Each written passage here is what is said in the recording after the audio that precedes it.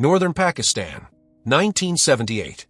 A construction worker slips from scaffold pin to the vertical wall of the Karakoram range and disappears into the Indus Gorge below.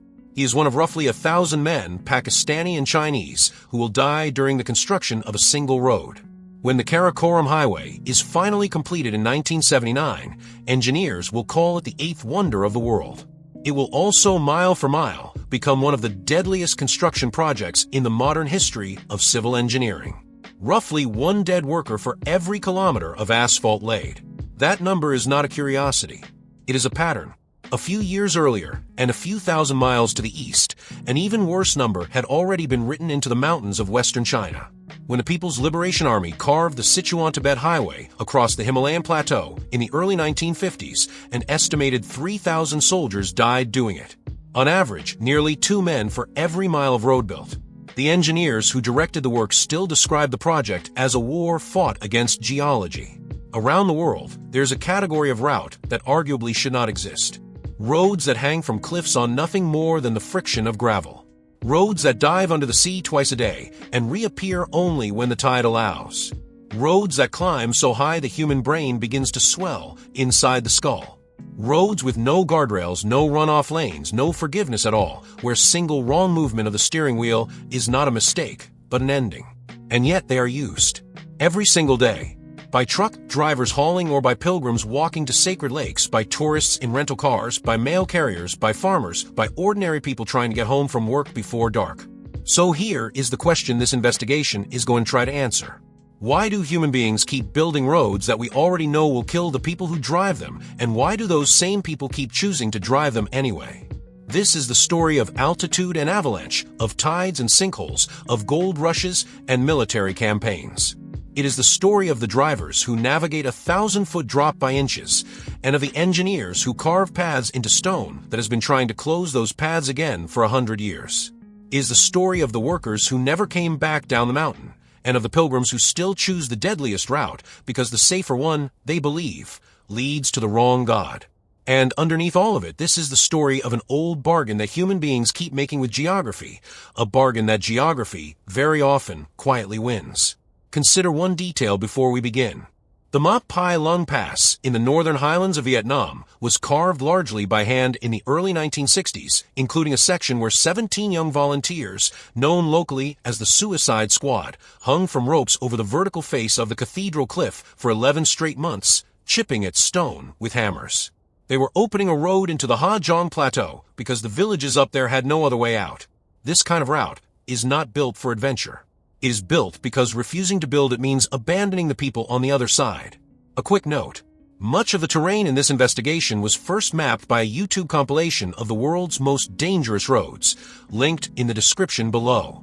We are leaning on that compilation on published engineering histories, on transport ministry data, and on decades of open reporting from journalists, off-road drivers, and mountain rescue teams. Where a figure is an estimate rather than a confirmed count, we will say so because on many of these roads no one has ever really counted the bodies at the bottom. We are going to travel through the deadliest surfaces on Earth in 7 sections. The roads that climb into air so thin the engines choke. The roads that cling to vertical stone with nothing between the tire and the sky. The roads that fight ice, snow, and avalanches every winter. The roads that vanish into deserts. The roads that flirt with the ocean. The rail lines that behave like roads and should not, and the off-road tracks that professional drivers call undrivable. We start where the air itself becomes the killer. Consider what actually happens to a driver above 5,000 meters. At that altitude, atmospheric oxygen has dropped to about half of what your lungs are used to at sea level. Combustion engines lose roughly a third of their rated power because there's less oxygen going into the cylinders. Diesel trucks smoke black. Gasoline engines wheeze. Reaction time slow, peripheral vision narrows, and after about 20 minutes without acclimatization, blood vessels in the brain can begin to leak, producing an early-stage swelling called high-altitude cerebral edema. Left untreated at those elevations, it kills within hours. That is the working environment on this first category of road. The Sichuan-Tibet Highway in western China is the extreme example. From its starting point outside Chengdu to its terminus in Lhasa, the 2,000-kilometer route accumulates a total vertical gain estimated at roughly 20,000 meters. That is the equivalent of climbing Mount Everest from base to summit 2.5 times, back to back, only on a road busy with cargo trucks. The single most infamous stretch is a chain of hairpin bends near Yellow Pass, stacked so tightly against the cliff that from directly overhead they resemble a coiled length of intestine. Long-haul companies rotate drivers on this section because a single shift is considered dangerous to attempt alone. Further west, in the Indian Himalayas, the Lemon Highway threads between two of the highest motorable passes on Earth. For roughly 6 months of every year, the entire route is closed under snow. When it opens in early summer, the traffic that appears on it is a strange mix of Indian Army convoys, fuel tankers supplying the Ladakh border, Royal Enfield motorcycles carrying tourists chasing a photograph, and pilgrims heading north into the high desert. The road climbs from around 2,000 meters at Manali to over 5,000 at Tanglang La. Somewhere in the middle of that climb, the human body stops being able to compensate. Nosebleeds start. Sleep becomes almost impossible. And the road itself, which is largely just a strip of packed gravel scraped across shale slopes, refuses to forgive a lapse in attention. Above the Lemanali route sits Kardang La, on the road toward the Nubra Valley. For decades, official Indian signage claimed the pass sat at 5,600 meters. Independent surveys later placed the true elevation lower, closer to 5,350. Either way, the posted warning at the summit is real, and locals take it seriously. It advises visitors not to stop for more than 20 minutes. The reason is not politeness, is the swelling brain. Nearby lies Mana Pass, at the very edge of the Indian border with Tibet. Mana, at roughly 5,600 meters, was long marketed as the highest motorable road in the world before rival claims from Bolivia and other Himalayan spurs muddied the record. What is not disputed is that the road leads to the final Indian village before the militarized border, that permits are required to reach it, and that oxygen levels near the top are close to half of sea level. Legend places ancient Hindu sages meditating in caves along the pass to compose parts of the Mahabharata. Modern reality places heavy trucks trying not to stall on grades where every combustion cycle is starved for air. And then there is the Karakoram Highway again, connecting western China to northern Pakistan. At the Khunjerab Pass, the highway crosses the border at roughly 4,700 meters. It is the highest paved international border crossing on Earth. A Pakistani bank maintains an ATM there, occasionally listed by Guinness as the highest cash machine in the world. Tourists find that funny. Truck drivers, whose engines are noticeably weaker at that elevation, and whose brakes overheat coming back down, mostly do not. The pattern is consistent across all of these routes. Altitude does not kill instantly. It kills gradually, which is why so many drivers, right up to the moment when things go wrong, are convinced that they are still fine. Altitude is one killer. Geometry is another. There is a second category of road, entirely different in character, where the mountain is not tall enough to starve you of oxygen, but steep enough to remove any margin at all between your outside tire and open sky. On these roads, the wall of the mountain is not a slope, is a vertical face, and the road itself is a shelf cut into that face, sometimes only slightly wider than the vehicle using it. The most photographed example is probably the Tianmen Mountain Road in Hunan Province, China. Locally called the Road to Heaven, it climbs roughly 1,000 meters up the flank of a limestone massif in a series of 99 hairpin turns, stacked so tightly against the cliff that from a helicopter overhead, they appear to be layered on top of each other like plates. The number 99 is not accidental. In Chinese cosmology, 9 is the number of heaven, and 99 invokes the 9 heavens sacred to Taoism. The road was designed with that symbolism in mind, but it was also designed with an ordinary practical problem in mind, which was that there was no reasonable way up the mountain otherwise. The route now regularly appears in international drift racing events, and every so often, a car goes over the edge. Vietnam has its own version.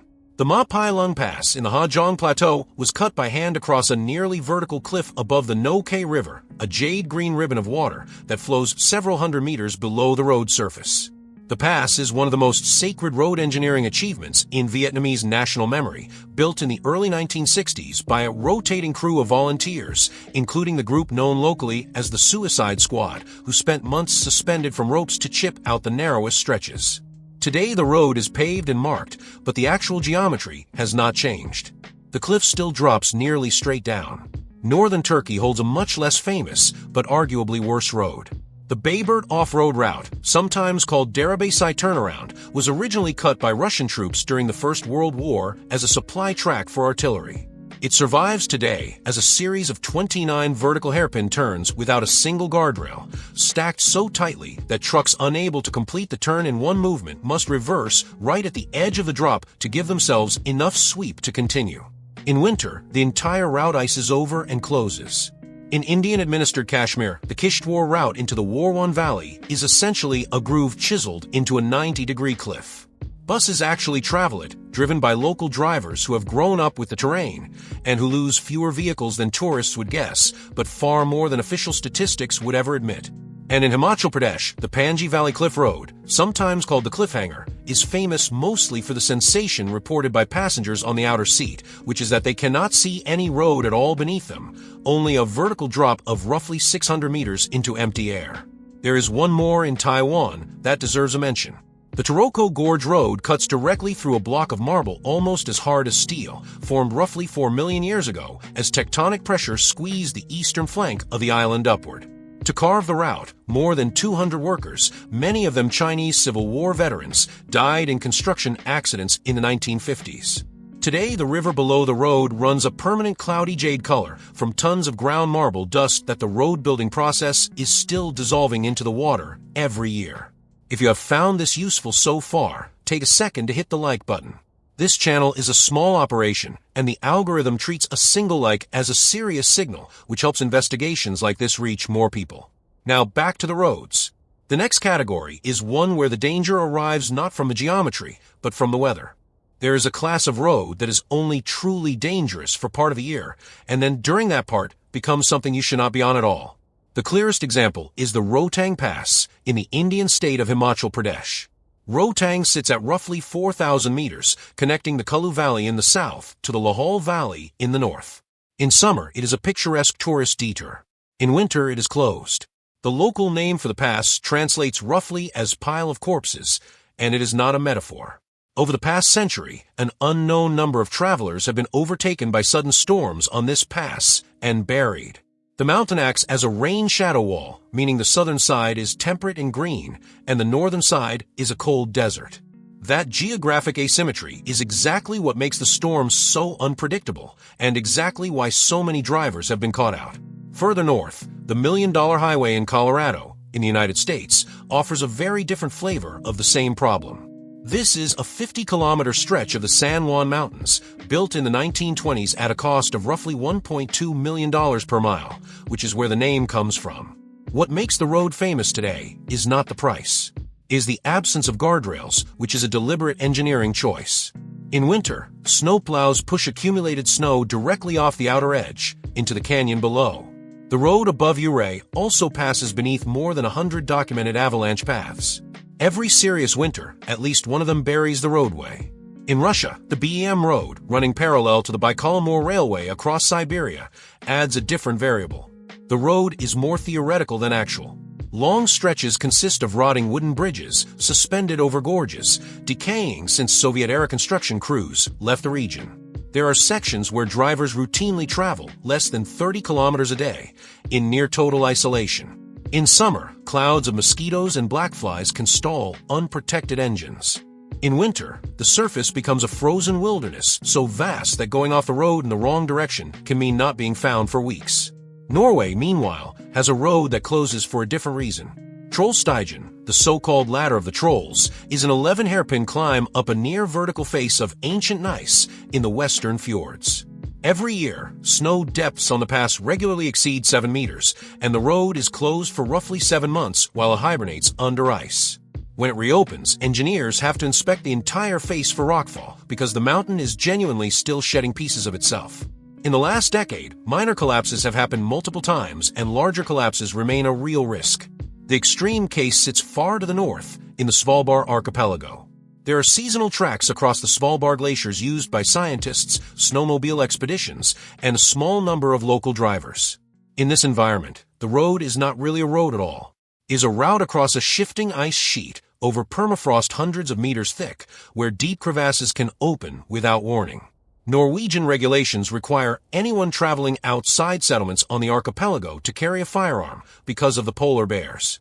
And Svalbard is famously the place where burying the dead has been discouraged for decades because in the permafrost, the bodies never fully decompose.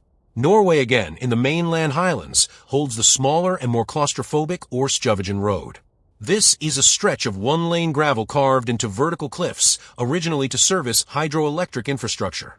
The road is barely wide enough for one vehicle, and when two vehicles meet, the etiquette is that one reverses to a wide spot, sometimes for hundreds of meters, on loose surface at the edge of a several hundred-meter drop. In heavy fog, that reverse is done partly by feel. The common factor across all of these roads is that the danger is seasonal, which is another way of saying that on the day it kills you, the road may have looked completely benign the day before. There is a category of road where the immediate threat is not a drop, or a cliff, or a storm. It is a distance. Australia holds most of these. The country is so large, and its interior so lightly populated, that entire roads exist without meaningful services along their length.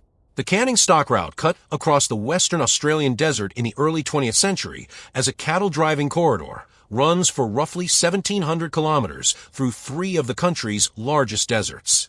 There are no towns on it. There are no fuel stations. There are limited water sources, and many of the historic wells along the route were originally located by coercing Aboriginal guides to reveal them, a history the modern route does not do a good job of acknowledging. The road surface is corrugated so aggressively that shock absorbers routinely overheat and steel frames crack. Standard travel preparation includes fuel for roughly 800 kilometers and water for at least 10 days. Nearby, the Tianmen Highway runs another 1,300 kilometers of similar terrain, with a 500-kilometer stretch that has no fuel at all. The road passes through areas that were once used by the British and Australian governments for above-ground nuclear tests, and there are sections where atmospheric radiation levels are still elevated. The atomic history is not the primary hazard. Isolation is.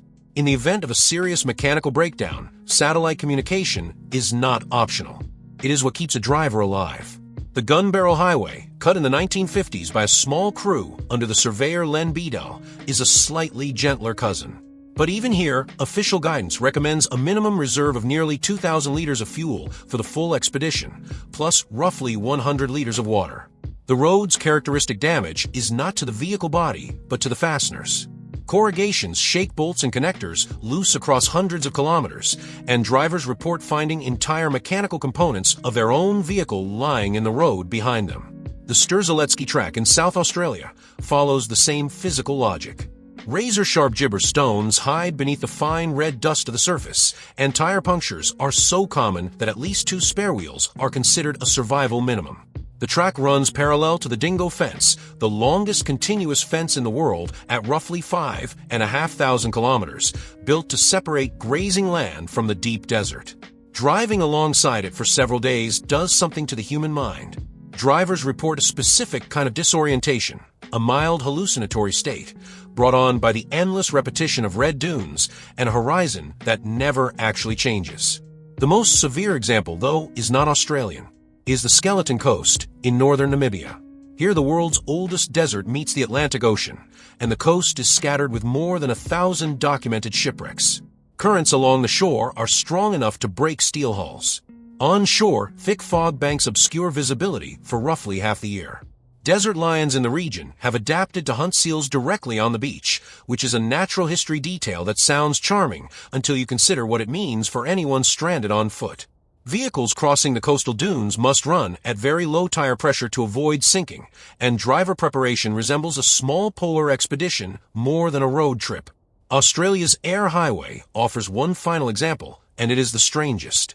The highway crosses the treeless Nullarbor Plain, and long straight stretches are painted with markings that turn them, in an emergency, into airstrips for the Royal Flying Doctor Service.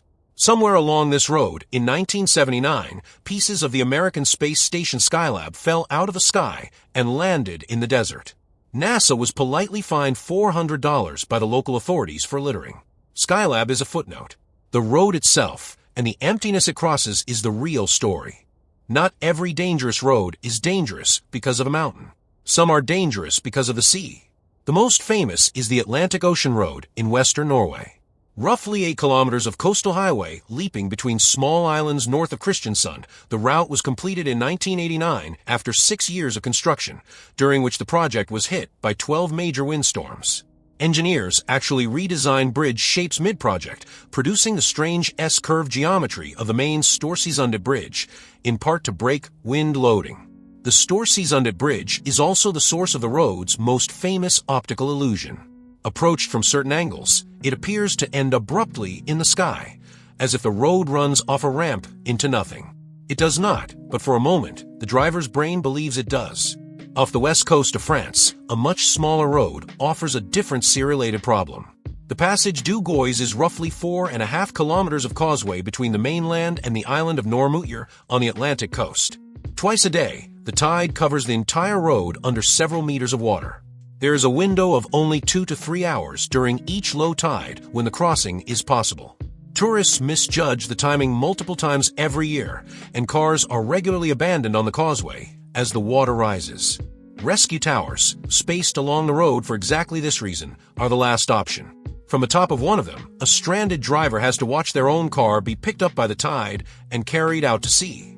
In southern India, the Pambun Bridge has been carrying a rail line between the mainland and the pilgrimage island of Rameswaram since 1914. The bridge is over 2 kilometers long. For most of its history, its central lifting span, which allowed ships to pass, was raised and lowered largely by manual labor, requiring a crew of workers to operate it directly. In December of 1964, a cyclone struck the bridge and derailed an entire passenger train, killing more than 100 people. The wreckage was pulled from the seabed. The bridge was rebuilt. The trains, however, still cross it slowly, at roughly 10 kilometers per hour, on a structure that has been rusting in salt air for more than a century. In the United States, the Hana Highway, on the eastern coast of Maui, runs roughly 100 kilometers along a cliff line of black volcanic rock. The route includes 46 one-lane bridges, most of them from the early 20th century, and more than 600 curves. Locals sometimes call it the Divorce Highway because of how many arguments break out between couples driving it together. The real hazard, though, is not marital. It is that flash floods can strike the road even on sunny days, sweeping tourists off the pavement without warning. On the same island, the Kahekili Highway is arguably worse. The road is officially so dangerous that many rental agreements void insurance the moment a customer takes their vehicle onto it. Red volcanic mud turns the surface into a skating rink in rain. The single-lane sections force oncoming drivers to reverse for hundreds of meters, in some cases along the edge of a genuine sea cliff. The road is named after Kahekili II, an 18th-century Maui warrior chief whose reputation for ferocity has attached itself permanently to the route. There is one road on the northern coast of Mauritius that inverts the entire pattern. The North Coast Road runs alongside a shallow lagoon protected by coral reefs, where the water is calm enough that tourists can walk along the seabed in air-supplied helmets. This road is not dangerous, but it is the exception. In 1810, on the very same stretch, the British Navy chose the calm inshore water for a surprise landing that ultimately delivered the island into British hands. The sea, even when it seems safe, is never quite a neutral surface. If you want to keep following investigations like this one, subscribe. The next investigations on this channel are already being researched, and they are going to keep pulling at the same thread. There is a small category of routes that technically move on rails, but that behave in every way that matters like the deadly roads in this investigation. They deserve their own section. The most notorious is the Nariz del Diablo, or Devil's Nose, in the Ecuadorian Andes. The line was built at the very end of the 19th century to connect the Pacific coast to the highland capital of Quito, and the central problem the engineers faced was simple. The escarpment they had to climb rose roughly 500 meters in only 12 kilometers of horizontal distance. There was no way to lay a track directly. What they built instead was a zigzag switchback on which the train alternately climbs forward and backs up along successive stretches to gain altitude.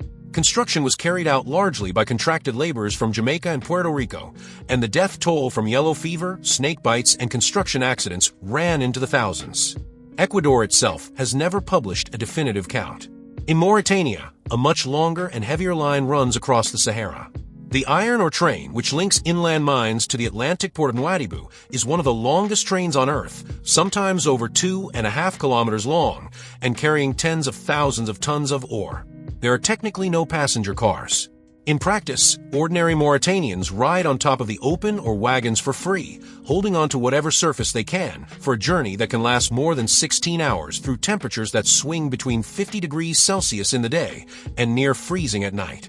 The dust that comes off the ore is fine and abrasive and coats every rider from head to foot in a layer of black grit that does not fully wash out. Further north, the White Pass in Yukon route was built in 1898 to serve the Klondike Gold Rush. The narrow-gauge line rises from Skagway, Alaska, to the summit at White Pass, climbing nearly 900 meters in 20 miles. During construction, roughly 3,000 mules and horses died on the connecting overland trail at a place still marked as Dead Horse Gulch. The rail line itself was hammered out of granite by hand in winter conditions. Sections of the original track hang directly on the cliff, and the train still crossed the historic steel cantilever bridge, or did until it was retired for safety concerns and replaced by a diversion. In northwestern Argentina, the train to the clouds runs from Salta into the high Andes. The line reaches over 4,200 meters at its highest point. Rather than use a rack system to grip the mountain, the engineers designed a series of zigzag switchbacks and looping spirals that eliminate the gradient over long distances. The most spectacular feature is the Polverilla Viaduct, a curving steel bridge suspended over a valley more than 60 meters below. The original construction took nearly 3 decades and was driven initially by the need to transport minerals, not tourists. In Colorado, the Georgetown Loop Railroad preserves a 19th century solution to a very similar problem. Silver mining traffic in the 1880s needed to climb a steep valley in the Rocky Mountains. The solution was a corkscrew in which the train literally passes under its own bridge on a lower loop of track. The line uses narrow-gauge rails less than a meter wide, which makes the entire train sway in strong winds. The Devil's Gate High Bridge at the heart of the loop is 30 meters above the canyon floor and is essentially unrailed on the historic cars. In Australia, the Kuranda Scenic Railway, opened in 1891, cuts through 15 tunnels and dozens of bridges to climb from tropical cairns into the rainforest plateau above. Contemporary reports describe hundreds of workers dying during construction, largely from disease and accidents in the wet season landslides. Switzerland's Bernina Express offers the gentler European equivalent, crossing the Alps using only wheel friction, no rack system, and taking passengers from glacial peaks to palm-lined valleys in a matter of hours. And in Alaska, the Denali Star Run to Fairbanks moves through territory so lightly settled that grizzly bears sometimes appear directly alongside the tracks. These are not roads, but everyone who has ridden them will tell you that they feel like roads. They were built by the same instinct that built everything else on this list. There's a last category, and it is the strangest of them all. These are the routes that do not appear on ordinary maps, that are not maintained by any transport authority, that were built for one purpose long ago and have since been reclaimed by weather. Off-road drivers have adopted them as challenge trails. In several cases, veteran off-road drivers describe them as trails you should never attempt. Colorado has the most cited example. Black Bear Pass, above the town of Telluride, is a legacy of the 1890s gold mining era, originally used by pack mules. Today, the trail begins with a wooden sign that reads, roughly, "You don't have to be crazy to drive here, but it helps." The upper switchbacks are so tight and so narrow that drivers cannot see the road at all from inside the vehicle. Standard practice is to have a spotter walk alongside, guiding tire placement inch by inch. The rock surface is shale, which crumbles under tire pressure. Sections tilt at up to 25 degrees. Almost every summer, a vehicle goes over the side. Nearby, Imogene Pass climbs to almost 4,000 meters on a road named for a 19th century mining wife. The route lacks guardrails across almost its entire length, and thunderstorms at the summit turn the vehicle into a lightning rod. The trail was originally built to service mines. Today it is used mostly by weekend enthusiasts who do not always understand what the mines cost to reach. In Utah, the Hell's Revenge Trail near Moab crosses fossilized sand dunes turned to stone.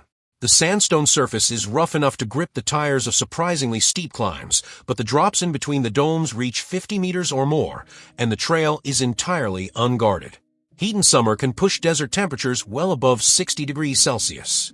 Not far away, the Poison Spider Mesa Trail runs across Dinosaur Track sandstone, so named after the tragic story of a young woman who reportedly died of a venomous spider bite in the area over a century ago. The White Rim Road in Canyonlands National Park is a 100-mile route on which the point of no return arrives within the first 80 kilometers. And in the American Southwest again, the Moki Dugway is a graded gravel road that climbs 360 meters up a vertical sandstone cliff at grades of 11%. During the Cold War, it existed to move uranium ore. Today it exists to terrify drivers. Namibia holds one of the most notorious. Van Zil's Pass in the northern Karakoram is a one-way descent, meaning that once a vehicle commits, it cannot turn around. The technique for the steepest sections is to disengage the clutch and let the vehicle slide over jagged rock. It was cut in the 1960s by hand. In Canada, the Whipsaw Trail is a mud and boulder route through grizzly territory, where the standard advice, if a vehicle needs to be recovered, is that the driver should think carefully before stepping outside. The winch is designed to be operable from inside the cab for a reason. Australia's old telegraph track on Cape York Peninsula was abandoned in the 1960s and reclaimed by the forest. It is now driven mostly by convoys of four-wheel drives who understand that a rescue winch is not a luxury, but a shared piece of social infrastructure. It also runs through saltwater crocodile country, and simply stepping into a stream to check the depth can end a life. Every one of these routes shares a strange feature. They are technically optional. Nobody has to drive them. And yet every year more people do. Return, for a moment, to northern Pakistan. 1978. The construction worker at the beginning of this investigation has a name that history did not preserve. He was one of roughly 1,000 men who died to build a single road. If you added the workers who died on the Sichuan-Tibet Highway, the porters who died on the White Pass and Yukon route, the laborers who died carving the Taroko Gorge in Taiwan, the Vietnamese volunteers who died on the Ma Pi Leng Pass, and the countless unnamed workers whose deaths were absorbed into the construction budgets of colonial and post-colonial infrastructure, you would arrive at a total number that no serious historian is willing to publish, because no serious historian actually knows. What we can say is this. The deadliest roads on Earth were mostly not built for the people who drive them today. The Karakoram Highway was built to move Chinese and Pakistani strategic freight through the mountains. The Sichuan-Tibet Highway was built to consolidate Chinese control over the plateau. The $1 Million Highway was built to move silver ore. The White Pass and Yukon route was built to move gold prospectors. The Nares del Diablo was built to move minerals. The old telegraph track was built to string a wire between two ends of continent. The Passage du Gois was built because the people on the island refused to be cut off. The Ma Pi Leng Pass was built because the people in the high villages needed a way down. And that is really the answer to the question this video started with. We do not build these roads because we are reckless. We build them because the alternative is worse. Somewhere, somebody needed to reach somebody else, and no easier route existed, and the only remaining option was to pick up a hammer and start hitting the mountain. The workers who died in that process died producing something that we now, in retrospect, sometimes think of as a tourist attraction. It is worth remembering that most of them did not think of it that way. The people who die on these roads today are also mostly not the people the roads were originally built for. They are pilgrims. They are truck drivers. They are aid workers, honeymooning couples, farmers with produce that needs to reach a market before dark, teenagers on motorcycles chasing an experience. The road does not distinguish between them. It only distinguishes between people who make it to the other end and people who do not. If you take one thing away from this investigation, let it be this. The deadliest thing on any of these roads is almost never the road. It is a decision. Sometimes it is the decision made a century ago to build a route through terrain that was never meant to carry a vehicle. Sometimes it is the decision made in the last few seconds to look at a phone instead of at the outside tire. In between those two decisions, there's an enormous amount of geography, engineering, weather, and history. But at both ends, it is a human being who makes the call. That is the whole story. If you have made it this far, hit the like button, and subscribe if you want the next investigation to reach you when it goes live. And in the comments, 3 real questions, not rhetorical ones. First, of every road in this investigation, which one would you actually be willing to drive, and why that one specifically? Second, do you believe governments that build routes like the Sichuan-Tibet Highway, knowing the construction death toll in advance, are behaving responsibly or negligently, and where do you draw the line? Third, if you had to abolish exactly one road on this list forever, which one, and what happens to the people who currently depend on it? Take a minute. Answer honestly. We read them. The mountain is still there. The road is still there. And tomorrow morning, somewhere on Earth, A driver you will never meet is going to start the engine and go.